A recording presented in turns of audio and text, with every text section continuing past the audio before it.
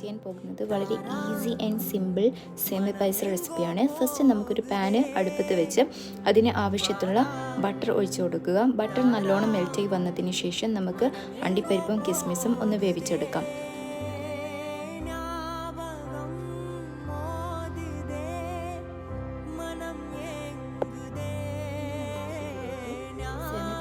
ആവശ്യമുള്ള സേമിയ ഇട്ട് കൊടുക്കാം. ഞാൻ ഇവിടെ 100 ഗ്രാം സേമിയമാണ് യൂസ് ചെയ്തത്.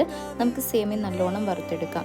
നല്ലോണം വറുത്ത് വരുന്ന സേമിയത്തിലോട്ട് നമുക്ക് ആവശ്യത്തിനുള്ള പാലൊഴിച്ച് കൊടുക്കാം.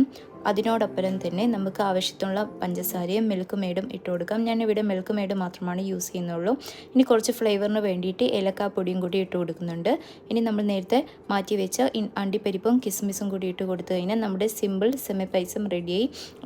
എല്ലാവരും ട്രൈ ചെയ്ത് നോക്കുക.